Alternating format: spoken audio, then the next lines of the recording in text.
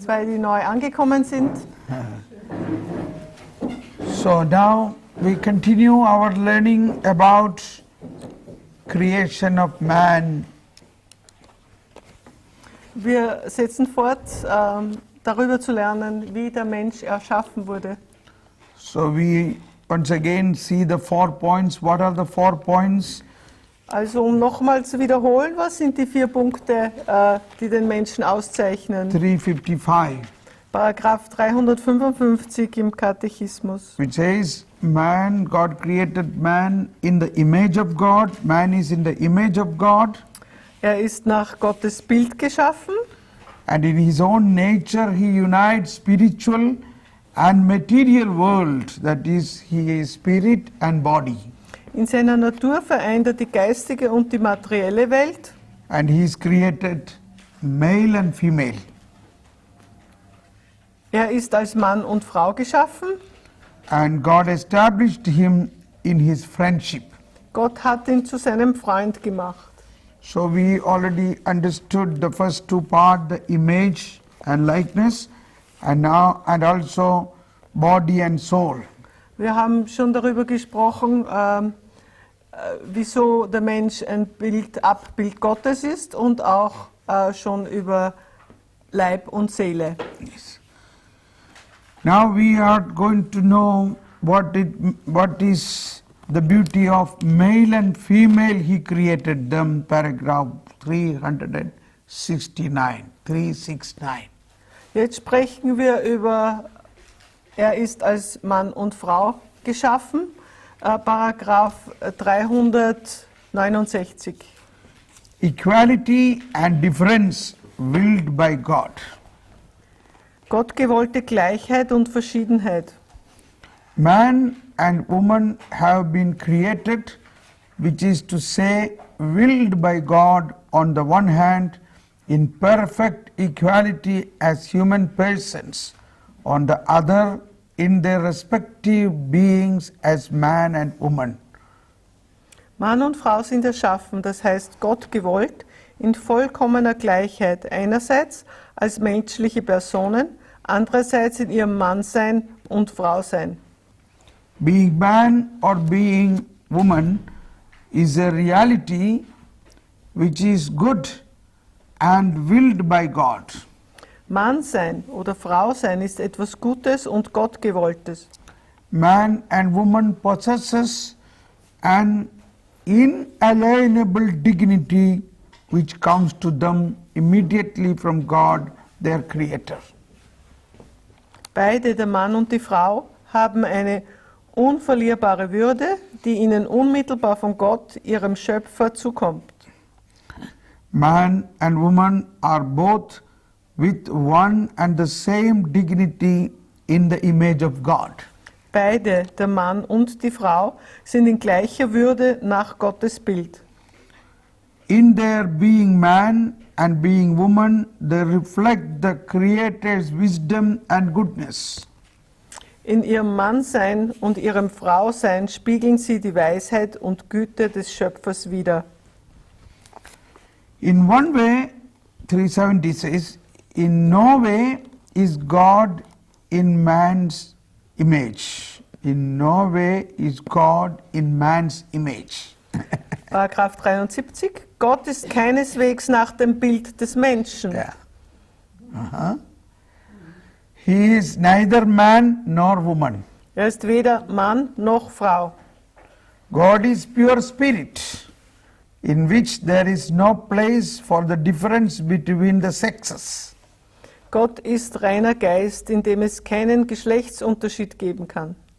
But the respective perfections of man and woman reflect something of the infinite perfection of God, those of a mother and those of a father and husband.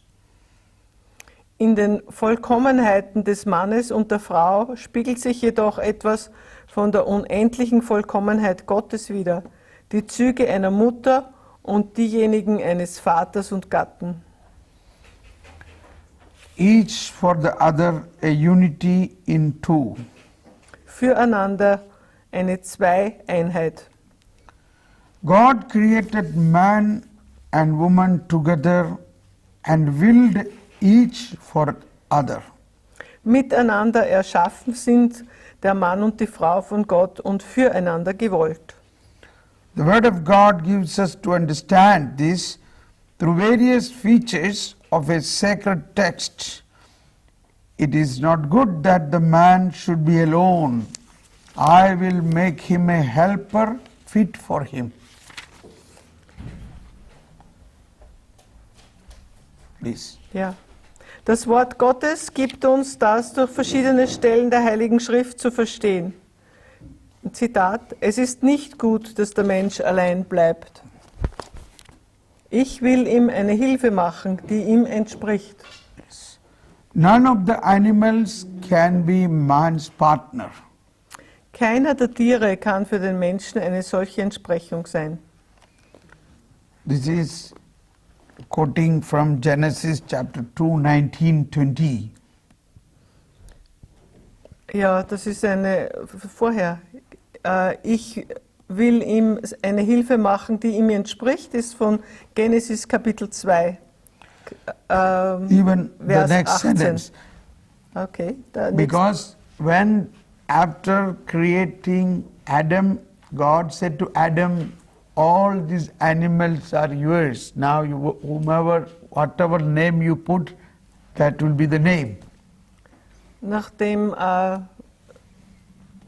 Gott Adam geschaffen hat, hat er ihm alle Tiere gezeigt und hat gesagt, all diese Tiere sind deine? Yeah. Ja. Und du gibst ihm einen Namen. And the Bible says in the next sentence, he gave name to all, but it is written, but he did not find a suitable partner for him in that. Und dann geht es weiter, das heißt also, er hat jedem einzelnen Tier einen Namen gegeben, aber er hat keinen Partner für sich gefunden. So he had an eye on a partner. He was searching a partner. Also Adam hat damals einen Partner gesucht. So this is every human being's desire from childhood onwards. Und jeder Mensch von Kindheit auf sucht einen Partner. So why he says, I could not find a partner in the animals? Wieso hat Adam gesagt, ich konnte keinen Partner finden unter den Tieren? Because animals don't have a soul. Because animals are not in his image. Weil Tiere nicht im Bild Gottes geschaffen sind. So that is referring here, none of the animals can be man's partner. Also darauf bezieht sich das, keines der Tiere kann ein Partner für den Mensch sein. That night Adam slept with great pain that he don't have a partner. Damals hat Adam ist mit Schmerzen eingeschlafen, weil er keinen Partner hatte. And morning when he got up, he saw another man lying near to him. Und am Morgen, als er aufwachte, hat er neben sich einen anderen Menschen liegen gesehen. Then he found, whoa, man. Und dann hat er gesehen, da ist ein anderer Mensch. Whoa, man, that is woman. Oh. Vor Erstaunen hat er ausgerufen, oh, man. Und das heißt nun Woman, die Frau. Wow. Anyway, so let's read here. The man God fashions from the man's rib. The woman God fashions from the man's rib and brings to him, elicit on the man's part a cry of wonder, an exclamation of love and communion. This at last is bone of my bone and flesh of my flesh. Man discovers woman as another I, sharing the same humanity. Die Frau, die Gott aus einer Rippe des Mannes baut und dem Manne zuführt, lässt diesen über die Gemeinschaft mit ihr beglückt, voll Bewunderung und Liebe ausrufen: Das endlich ist Bein von meinem Bein und Fleisch von meinem Fleisch. Der Mann entdeckt die Frau als ein anderes Ich, als Mitmenschen. So, man and woman were made for each other. Also Mann und Frau sind füreinander geschaffen worden. Not that God left them half-made and incomplete.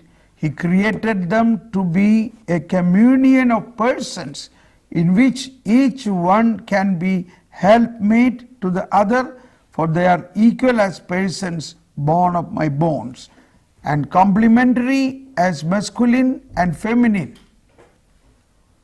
Paragraph 372. Der Mann und die Frau sind füreinander geschaffen, nicht als ob Gott sie nur je in einem halben, unvollständigen Menschen gemacht hätte.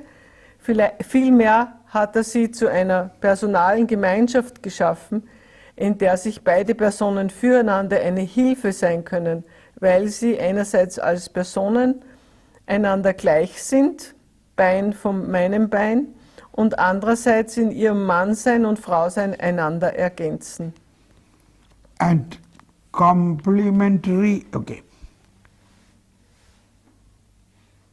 In marriage, God unites them in such a way that by forming one flesh, they can transmit human life, be fruitful and multiply and fill the earth. In der Ehe vereint Gott sie so eng miteinander, dass sie nur ein Fleisch bildend das menschliche Leben weitergeben können. Seid fruchtbar und vermehrt euch, bevölkert die Erde. Yes. By transmitting human life to their descendants, man and woman as spouses and parents cooperate in a unique way in the Creator's work. Indem sie das menschliche Leben ihren Kindern weitergeben, wirken Mann und Frau als Gatten und Eltern auf einzigartige Weise am Werk des Schöpfers mit. Yeah. So every man and woman is called for one another, but it is sacrificed for the sake of the kingdom of God when somebody is not marrying or choosing a religious life. Also Mann und Frau sind füreinander bestimmt und es ist ein Opfer für ein religiöses Leben zum Beispiel, um allein zu bleiben. 373. In God's plan, man and woman have the vocation of subduing the earth as stewards of God. Paragraph 373. Nach dem Plan Gottes haben Mann und Frau die Berufung, als von Gott bestellte Verwalter, sich die Erde zu unterwerfen. Yes. That is why God blessed them and said, be fruitful, multiply and conquer the world. Deshalb hat Gott gesagt, seid fruchtbar, vermehrt euch und bevölkert die Erde. Yes. So, man and woman has such a capacity that so summoned together with God, they can control the whole world. Also Mann und Frau haben zusammen so eine große Kapazität, dass sie gemeinsam die Welt With God, together with God. gemeinsam mit Gott die Welt erobern können.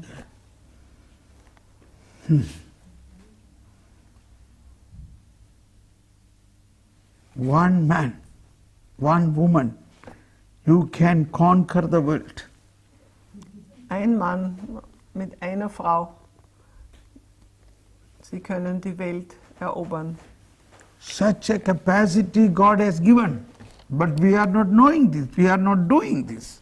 Wir haben zwar die Kapazität, doch wir gebrauchen sie noch nicht. Always I remember the example of Mother Teresa or John Paul II. They were ordinary people, But God, when they recognize we are called for greater things, they began to excel in the whole world.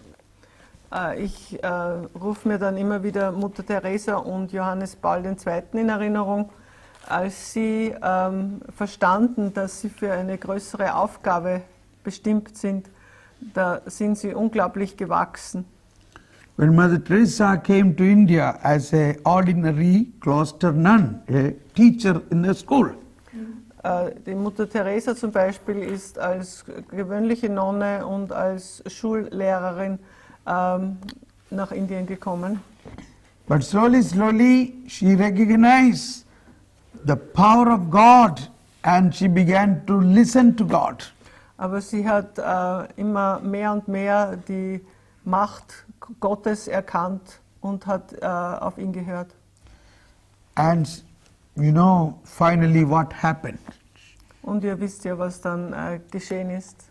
And something very important is to know that when she died, the Indian government, which is a Hindu government, declared a state funeral, a national funeral for her. Also etwas ganz Wichtiges ist, dass nach ihrem Tod die indische Regierung ihr ein Staatsbegräbnis gegeben hat. The same funeral what was given to Mahatma Gandhi, secondly was given to Mother Teresa. Also dieselbe Ehre ist dem Mahatma Gandhi gegeben worden und dann der Mutter Teresa. Now the importance of that is a Hindu government, irrespective of all the religious barriers, considered and respected her. So through this, I would say she conquered the world. Also was wichtig dabei ist, dass die Regierung ja Hindu war und dass trotz der Unterschiede in Religion sie diese Ehre erhalten hat, und in dieser Hinsicht würde ich sagen, sie hat die Welt erobert. And importance of a national funeral means all other nations, heads of state have to come to pay respect for her from all the nations. They have to come as a representative when there is a national funeral. Also ein Staatsbegräbnis bedeutet, dass auch die Staatsoberhäupter aller anderen Nationen eingeladen werden und erwartet wird, dass sie dabei sind. Yes. That was telecasted in TV all over the world simultaneously live. Das ist damals im Fernsehen über die ganze Welt übertragen worden, das Staatsbegräbnis. This was a very important evangelization day. An dem Tag ist also die frohe Botschaft ganz stark verkündet worden. So, what I mean to say, God made us, man or woman, with this capacity to do greater things. Also Gott hat uns als Mann oder Frau so erschaffen, dass wir größere Dinge tun können. Big things, big things. Ganz große Dinge.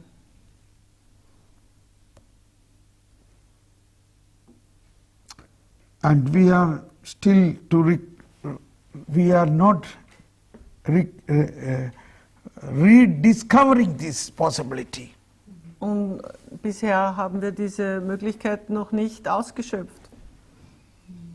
We are thinking, oh, I am nothing, I am a small person, what can I do? I will sit here in my room and live what I can. Ja, meist bleiben wir in unserem Zimmer und fühlen uns klein und tun wenig. Yes. That is not our call. Das ist nicht unser Ruf. Yes, that's the point. We don't recognize our call. Das heißt, wir erkennen den Ruf nicht, unseren Ruf.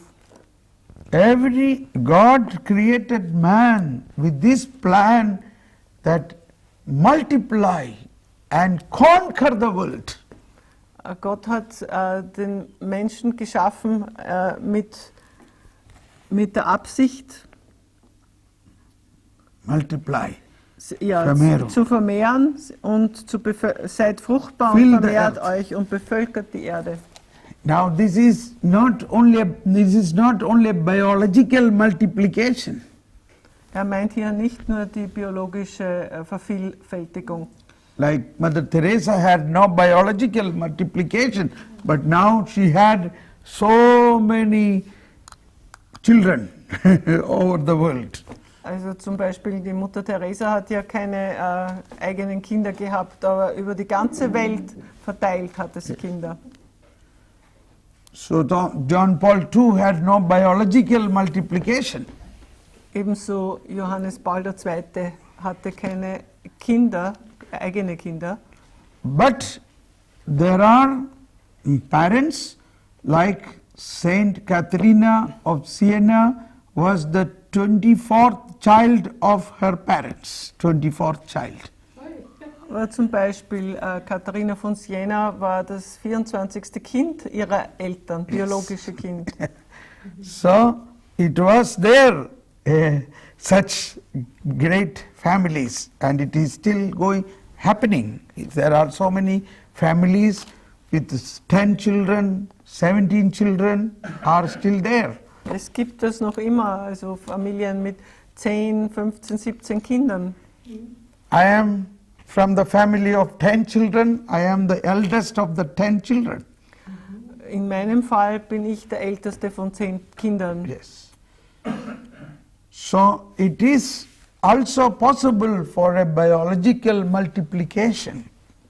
Also natürlich biologisch ist das auch möglich, diese Vervielfältigung. But what is more important is to understand spiritual multiplication. There is a spiritual power which can conquer the world. Was aber viel wichtiger ist zu verstehen, ist, dass es auch eine geistige Vervielfältigung gibt, eine Macht, die die Erde umfassen kann. Saint Therese of Lisieux, a very little girl, but she never went out. She was sitting in her cell and multiplied into whole world through spiritual way. Zum Beispiel die heilige Therese von Lisieux, die ein ganz kleines junges Mädchen war, hat in ihrer Zelle im Kloster so starke geistige Entwicklung mitgemacht, dass es eine große Vervielfältigung ist über die ganze Erde. So that is what you are all doing in the 24/7 eternal adoration here, praying so that you are multiplying to the whole world. Also auch bei der Anbetung, die hier Tag und Nacht aufrechterhalten wird, tun wir das, um diese Vervielfältigung zu erzielen.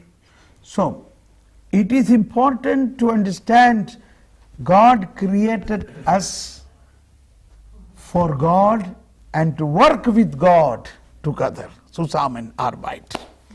Also es ist ganz wichtig zu verstehen, dass Gott uns geschaffen hat, um mit ihm zusammenzuarbeiten. Yes.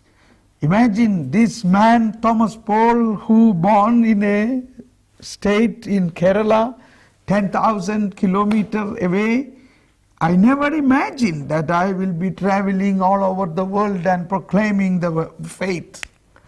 Zum Beispiel der Thomas Paul, der in Kerala geboren ist, hat sich früher nie vorgestellt, dass er mal über die ganze Welt reisen wird und die frohe Botschaft verkünden wird.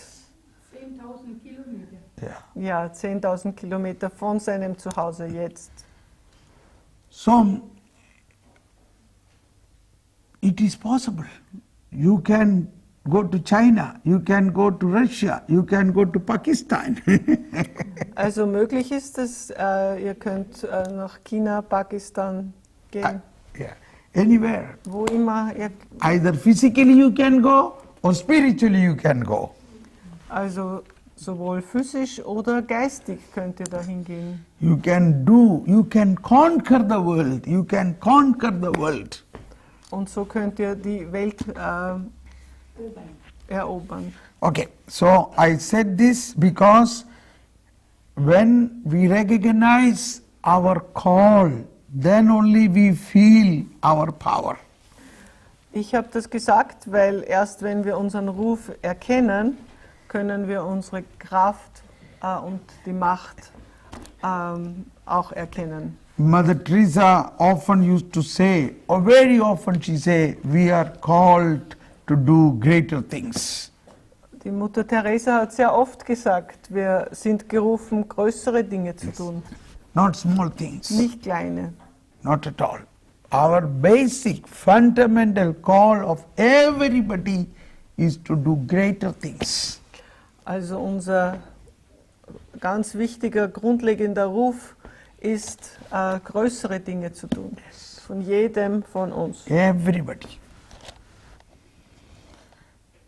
But unfortunately, we have not taught this in the school, in kindergarten, onwards.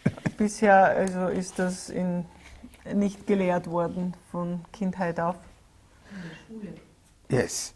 Now, let us read it again, 373.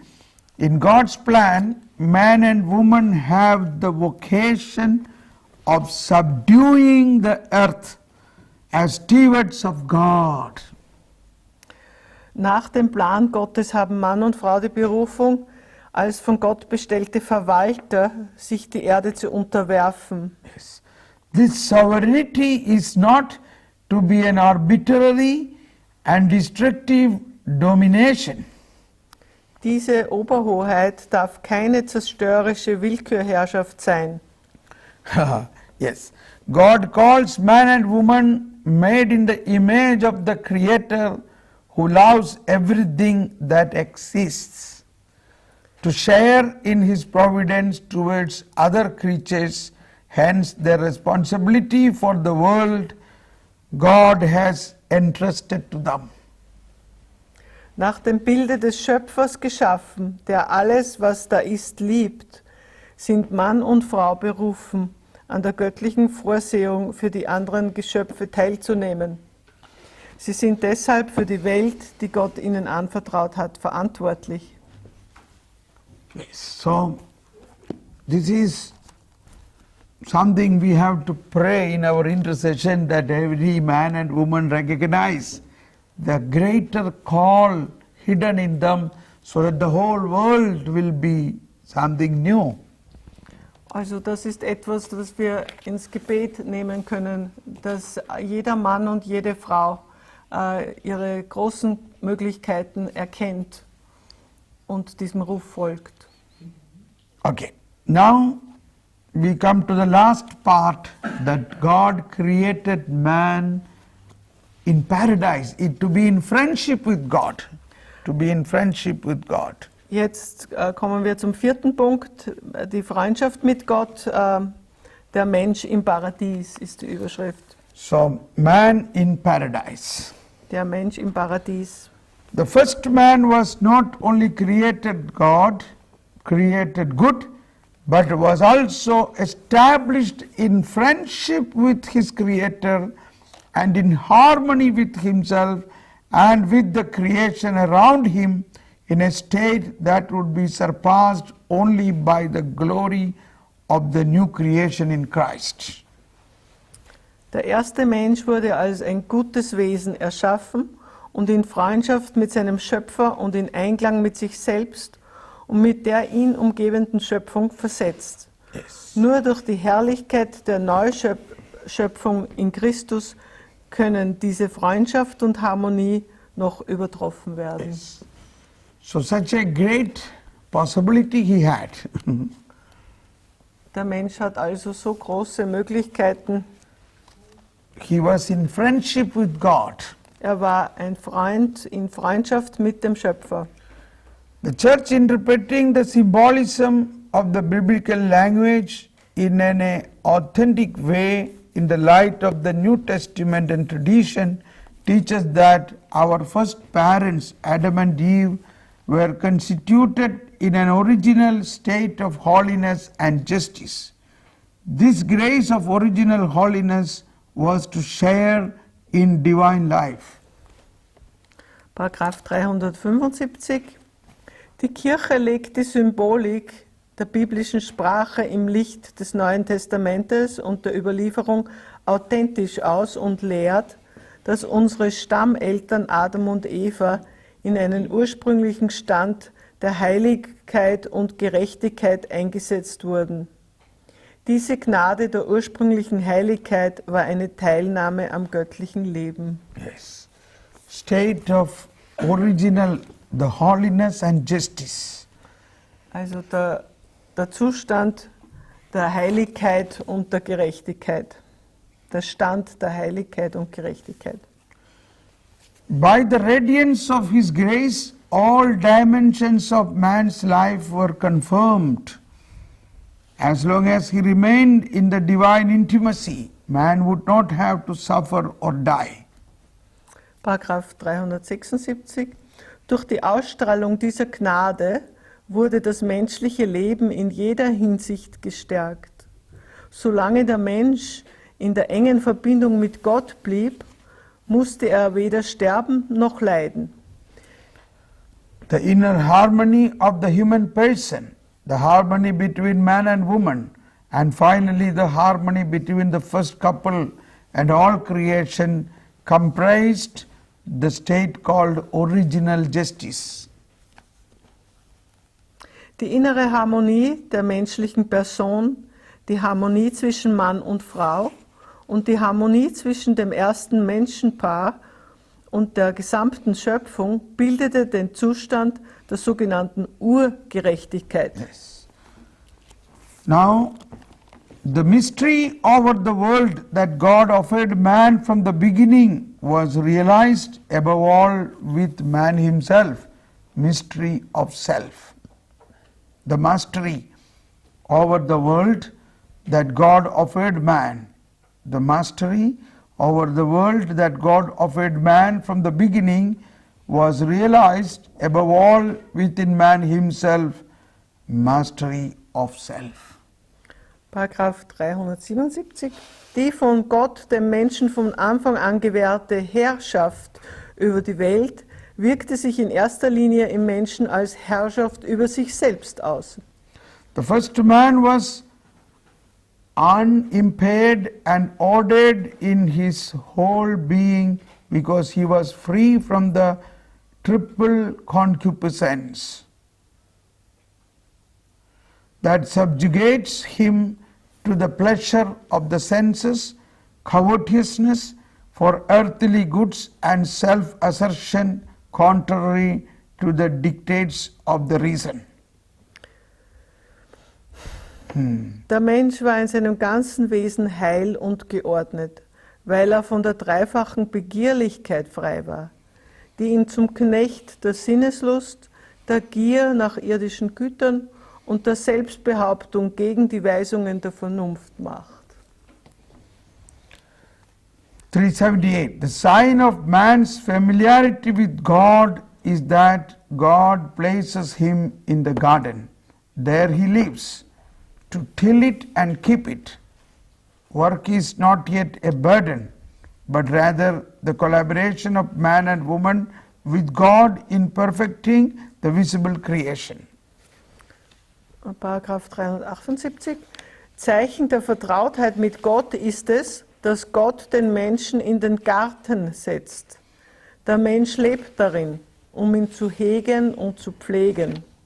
Die Arbeit ist für Mann und Frau nicht Fron, sondern Mitwirken mit Gott an der Vervollkommnung der sichtbaren Schöpfung. Yeah. So all this is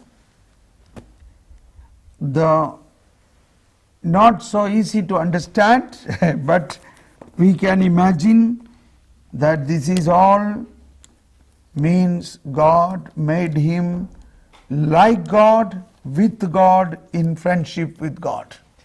Es ist alles nicht so leicht zu verstehen, aber wichtig sind die 4 Punkte.